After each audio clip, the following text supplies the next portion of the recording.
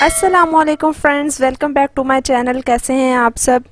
तो आज की वीडियो में मैं बहुत ही इंटरेस्टिंग इन्फॉर्मेशन शेयर करने जा रही हूँ। वीडियो टाइटल से आपको अंदाज़ा तो हो ही गया होगा कि मैं आज की वीडियो में क्या डिस्कस करने वाली हूँ। तो अगर आपको इन सब प्रॉब्लम्स में से कोई भी प्रॉब्लम फेस करना पड़ रहा है तो मेरी वीडियो को एंड तक ज़रूर देखिएगा। वीडियो की तरफ जाने से पहले सब्सक्राइब कर दें मेरा चैनल और बेल बटन पर क्लिक कर दें ताकि आपको मेरी हर नई वीडियो का नोटिफिकेशन मिलता रहे। तो जी, सबसे पहली और सबसे इम्पॉर्टेंट बात तो ये कि जब भी हम किसी अननोन पर्सन को देखते हैं या कोई अननोन पर्सन हमें देखता है तो हम 70 से 80% अगले बंदे की पर्सनैलिटी जो है, उसकी ड्रेसिंग, उसका makeup, hair style, jewellery, shoes, handbag, इस चीज़ से जज कर लेते हैं कि ये बंदा किस तरह का है। और ये बाय नेचर है। कहा जाता है कि first impression is the last impression. So आपका फ़र्स्ट इम्प्रेशन कैसे जाता है कि आप नज़र कैसे आ रहे हैं, आपने ड्रेसिंग क्या की हुई है, आपने मेकअप कैसा किया हुआ है, आपने ज्वेलरी किस तरह से पहनी हुई है, या आपका जो हेयर स्टाइल है वो किस तरह से है, आपके बाल कैसे नज़र आ रहे हैं। सो इन सब चीज़ों में बैलेंस रखना बहुत ज़्यादा ज़रूरी है। फॉर एग्ज़ाम्पल, आपने बहुत ही अच्छा सा ब्रांडेड ड्रेस पहना हुआ है, उसके साथ आपने ब्रांडेड ही शूज़ पहने हुए हैं, बहुत ही अच्छा मेकअप किया हुआ है, लेकिन बहुत बेढंगे बाल बने हुए हैं, तो आपका जो इम्प्रेशन है हो सकता है वो बहुत ही ख़राब जाए। या अगर आपने बाल बहुत अच्छे बनाए हुए हैं लेकिन मेकअप बहुत बेढंगा किया हुआ है तो फ़र्स्ट लुक जो है हमारी वो बहुत ज़्यादा ख़राब जा सकती है हमारे देखने वालों पे। सो हमें इन सब चीज़ों में जो है वो एक बैलेंस रखना है। मेरी आज की जो वीडियो है वो स्पेशल हेयर्स के लिए है, हेयर्स प्रॉब्लम के लिए है, ताकि आपके बाल खूबसूरत नज़र आ सकें और आप खूबसूरत नज़र आ सकें। सो मेरी वीडियो को एंड तक ज़रूर देखिएगा। वीडियो पसंद आए तो लाइक कीजिएगा, शेयर कीजिएगा अपने फ्रेंड्स के साथ। फ़ीमेल्स की पर्सनैलिटी में उसके बाल अहम जो है वो एलिमेंट हैं। और अब मैं ये बिल्कुल नहीं कह रही हूँ कि जो लड़कियाँ हिजाब करती हैं उनकी पर्सनैलिटी नहीं है, उनका जो पर्सनैलिटी होती है वो उनके हिजाब में होती है। तो ये सारी चीज़ें तो एक साइड पर हैं। अब हम आते हैं अपने मेन टॉपिक की तरफ कि हमारे हेयर प्रॉब्लम्स जो आजकल हमें फ़ेस करने पड़ रहे हैं वो कौन से हैं, वो क्यों हैं और उनका बेस्ट सॉल्यूशन क्या है। खूबसूरत बालों का नाम सुनते ही हमारे जहन में जो पिक्चर आती है खूबसूरत बालों की वो ये है कि बाल लंबे हों, घने हों, काले हों, शाइनी हों और बिल्कुल स्ट्रेट हों। लेकिन ये कॉन्सेप्ट बिल्कुल गलत है जनाब कि आपके बाल जो हैं अगर छोटे हैं तो वो खूबसूरत नज़र नहीं आ सकते, करली हैं तो खूबसूरत नज़र नहीं आ सकते। बालों के खूबसूरत होने के लिए उनका लंबा, घना या स्ट्रेट होना ज़रूरत नहीं है। आपके बाल नेचुरली जिस तरह के भी हैं आप उनको मेनटेन रखें। उनमें शाइन होनी चाहिए, डलनेस नहीं होनी चाहिए, रफनेस नहीं होनी चाहिए। जिस तरह से आप अपने स्किन को मेंटेन रखते हैं, मतलब आपका कलर फेयर है, वेटिश है, जिस तरह का भी कलर है आप अपनी स्किन की केयर करते हैं उसी स्किन को मेंटेन रखने के लिए। इसी तरह से आपके बाल लंबे हैं या छोटे हैं, घने हैं या थिन हैं, आपने उनको मेंटेन रखना है। मेल और फीमेल दोनों में हेयर फॉल का इशू होता है। तो सबसे पहले तो आपके लिए ये जानना ज़रूरी है कि हेयर फॉल होता क्या है। अगर आप अपने बालों को कॉम्ब कर रहे हैं या शॉवर के दौरान आपके बाल उतर रहे हैं, अगर वो बहुत ही थोड़ी सी क्वांटिटी में है, मतलब कि आपके बाल अगर आप उनको काउंट कर लें 150 से 200 तक बाल हैं, तो ये नेचुरल ही है। इन बालों की जगह नए बाल जो हैं वो उग आते हैं। लेकिन अगर आपके कॉम्ब करते हुए या शॉवर लेते हुए बहुत ज़्यादा बाल उतर रहे हैं तो आपके हेयर फॉल हो रहा है और आपको इस हेयर फॉल के लिए टेंशन लेने की ज़रूरत है, इसके ट्रीटमेंट की ज़रूरत है। आई होप आपको क्लियर हो गया कि हेयर फॉल एक्चुअली है क्या, किस हेयर फॉल के लिए आपको परेशान होने की ज़रूरत है और किस हेयर फॉल के लिए परेशान होने की ज़रूरत नहीं है। तो अगर आपको वाकई हेयर फॉल हो रहा है, आपने उसको कंट्रोल करना है या आपको उसका कोई भी ट्रीटमेंट करवाना है, तो इन सबसे पहले आपको आपके हेयर फॉल का रीज़न मालूम होना बहुत ज़रूरी है। तो फ़र्स्ट ऑफ़ ऑल हम बात करेंगे हेयर फॉल कॉजेज़। तो इसमें सबसे पहली रीज़न है हार्मोनल इम्बैलेंस। अगर आप हार्मोनल इम्बैलेंस के टाइम पीरियड से गुज़र रहे हैं तो हो सकता है आपको स्किन के प्रॉब्लम स्टार्ट हो जाएं या आपको हेयर प्रॉब्लम स्टार्ट हो जाएं, जैसे बालों का गिरना वगैरह। तो कोई भी आप DIY ट्राई कर लें इस टाइम पीरियड में, या कोई भी बेहतरीन शैम्पू यूज़ कर लें इस टाइम पीरियड में, आपका हेयर फॉल कंट्रोल नहीं हो सकता जब तक आपके हार्मोन्स बैलेंस नहीं हो जाते। इस टाइम पीरियड के गुजरते ही आपके जो बाल हैं वो नॉर्मल होना स्टार्ट हो जाते हैं, मतलब गिरना बंद हो जाते हैं या ग्रोथ दोबारा से स्टार्ट हो जाती है। लेकिन कुछ ऐसी मेडिकल कंडीशंस होती हैं जो हमारे साथ लाइफ टाइम चलती हैं।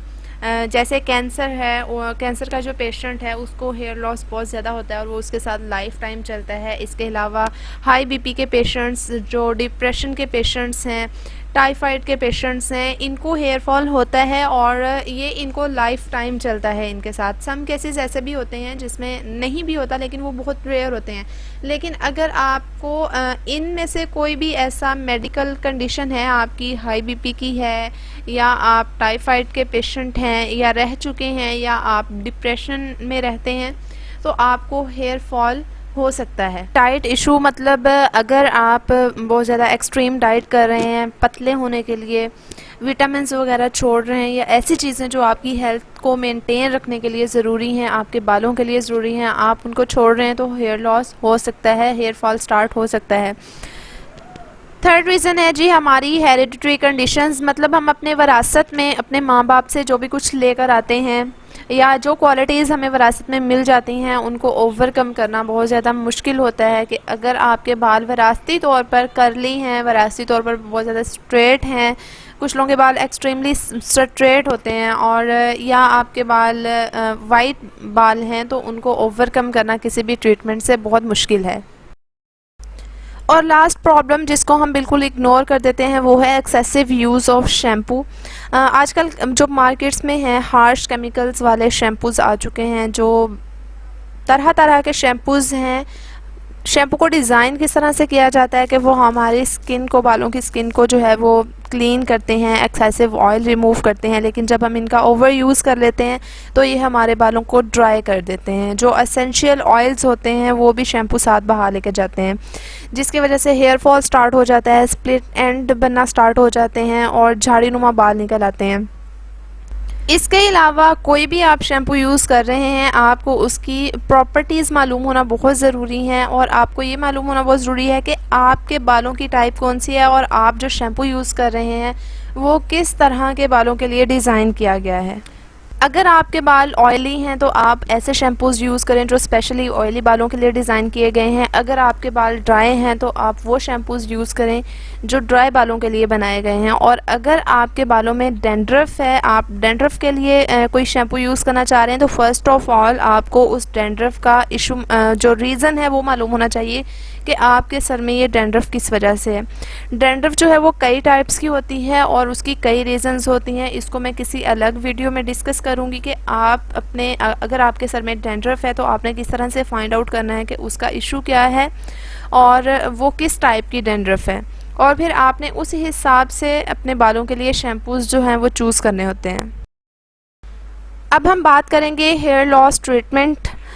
तो सबसे पहला जो ट्रीटमेंट है वो तो आपका फूड है कि आप फूड के थ्रू जो है कंट्रोल करें हेयर फॉल को। ऐसी फूड लें जो हेयर्स को हेल्दी बनाए, और अगर आप ऐसी फूड ले रहे हैं जो आपके हेयर्स के लिए ज़रूरी है तो इसके गुड इम्पैक्ट्स आपकी स्किन पर, आपके नेल्स पर और ओवरऑल आपकी जो बॉडी है उस पर इसके गुड इम्पैक्ट्स जाएंगे।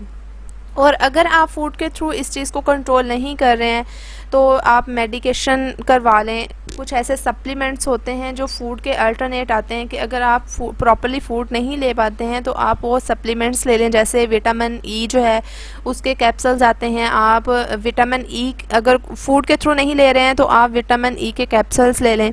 इसके अलावा कैल्शियम के लिए जो है वो मेडिसिन आती हैं कि अगर आप प्रॉपर कैल्शियम नहीं ले पा रहे हैं फूड में तो आप उसके सप्लीमेंट्स ले लें। इस तरह से हर चीज़ के सप्लीमेंट्स जो हैं वो मार्केट में अवेलेबल हैं।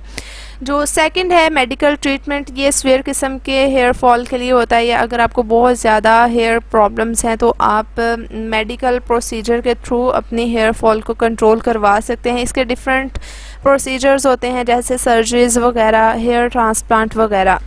अभी तक मैंने आपको बताया कि हेयर फॉल होता क्यों है और हेयर फॉल क्या होता है और इसके ट्रीटमेंट्स क्या हैं। अब मैं आपको बताऊंगी हेयर लॉस प्रिवेंशंस, कुछ ऐसे ट्रिक्स जिनके ज़रिए से आप हेयर फॉल कंट्रोल कर सकते हैं और अपने बालों को हेल्दी बना सकते हैं। तो अब आपने थोड़ा गौर से सुनना भी है और देखना भी है कि आपने अपने बालों की किस तरह से केयर करनी है ताकि आप हेयर फॉल कंट्रोल कर सकें, अपने बालों को खूबसूरत बना सकें और हेल्दी बना सकें। फ़र्स्ट ऑफ़ ऑल तो ये कि अपने बालों को माइल्ड शैम्पू से वॉश किया करें, बहुत ज़्यादा हार्श केमिकल्स वाले शैम्पू से गुरेज किया करें या ओवर यूज़ मत किया करें। कोई भी शैम्पू आप यूज़ करते हैं आपके हेयर्स टाइप के अकॉर्डिंग होना चाहिए। इसके अलावा हफ्ते में 2 दफ़ा ऑयलिंग ज़रूर किया करें। आपके बालों को, आपके स्काल्प को मसाज की ज़रूरत होती है। जितना आप ज़्यादा मसाज करेंगे आपका हेयर ग्रोथ उतना ही ज़्यादा होगा, क्योंकि जब आप मसाज करते हैं तो ब्लड सर्कुलेशन तेज़ होती है, जिसकी वजह से बाल जो हैं वो हेल्दी होते हैं। थर्ड वन के आप अपने बालों को ढीला छोड़ दिया करें, मतलब बहुत ज़्यादा टाइट मत बांधा करें कि उनकी जड़ें जो हैं वो खिंच जाएं। इसके अलावा जब भी आप डायरेक्ट सन में जाते हैं आप अपने बालों को प्रोटेक्ट किया करें सनलाइट से, डायरेक्ट सनलाइट से। जैसे अब गर्मियों का मौसम है तो जब भी अगर आपको मजबूरन धूप में जाना पड़ भी रहा है तो अपने सर को किसी स्कार्फ से ढांप लें या किसी दुपट्टे से कवर कर लें। जैसे आपकी स्किन को SPF की ज़रूरत होती है, इसी तरह से आपके बालों को भी हीट से प्रोटेक्शन की ज़रूरत होती है, सनलाइट से प्रोटेक्शन की भी ज़रूरत होती है, क्योंकि जो अल्ट्रा वायलेट रेज़ हमारी स्किन को डैमेज कर रही हैं वो हमारे बालों को भी डैमेज करती हैं। इसके अलावा आजकल हेयर स्टाइलर्स बहुत ज़्यादा यूज़ हो रहे हैं, जैसे स्ट्रेटनर है, क्रिम्पर है, कर्लर है। हम इसको बहुत ज़्यादा इस्तेमाल करते हैं पार्टीज़ के अलावा। इसको हम कैजुअल या रेगुलर भी यूज़ करते हैं। जैसे कुछ टीचिंग से के शोबे से लेडीज़ जो हैं वो मुंसलिक होती हैं, या बैंक वगैरह जिनको बाहर डेली आना जाना पड़ता है, वो अपने बालों को स्टाइलिंग के लिए डेली बेसिस पर भी यूज़ करती हैं। तो आप डेली बेसिस पे यूज़ करें या आप कभी कभार इनको यूज़ करें, आपने अपने बालों को हीट से प्रोटेक्ट करने के लिए हीट प्रोटेक्टिंग स्प्रेज या मास्क वगैरह या सीरम्स वगैरह कुछ ऐसा ज़रूर यूज़ करना है जो आपके बालों को हीट से प्रोटेक्ट करे। आजकल मार्केट्स में बेतहाशा ऐसे सीरम्स, ऐसे स्प्रेज या ऐसे मास्क मौजूद हैं जो आपके बालों को 220 तक की हीट से भी प्रोटेक्शन देते हैं। लास्ट ये कि आप अपनी डाइट प्रॉपर करें। अपनी डाइट में उन चीज़ों को ज़रूर यूज़ करें जो आपकी स्किन के लिए, आपकी हेयर्स के लिए ज़रूरी हैं। और कुछ ऐसी चीज़ें जिनसे आपने अपने बालों को बहुत ज़्यादा प्रोटेक्ट करना है कि आपने अपने बालों को बहुत ज़्यादा टाइटली नहीं बांधना है, ना तो उनको खींचना है और ना ही टॉवल से रब करना है। जब आप टॉवल से रब करते हैं तो स्प्लिट एंड्स बनते हैं। ब्लो ड्रायर का कम से कम यूज़ करें।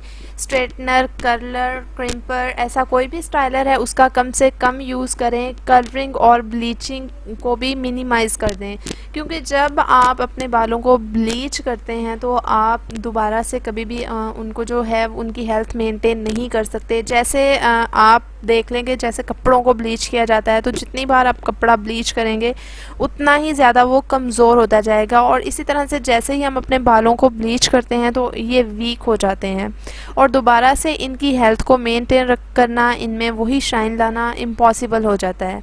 आई होप सो आज की वीडियो आपके लिए इंफॉर्मेटिव रही होगी। अगर मेरी वीडियो पसंद आई तो लाइक करें और शेयर करें अपने फ्रेंड्स के साथ, और आई होप आपको इस वीडियो के बाद अपने हेयर प्रॉब्लम्स को फाइंड आउट करना और उनके रीज़न्स को फाइंड आउट करना और उनके लिए बेस्ट ट्रीटमेंट फाइंड आउट करना बहुत ज़्यादा आसान हो जाएगा। Keep supporting. अल्लाह हाफिज़। मिलते हैं बहुत जल्द एक नई वीडियो के साथ।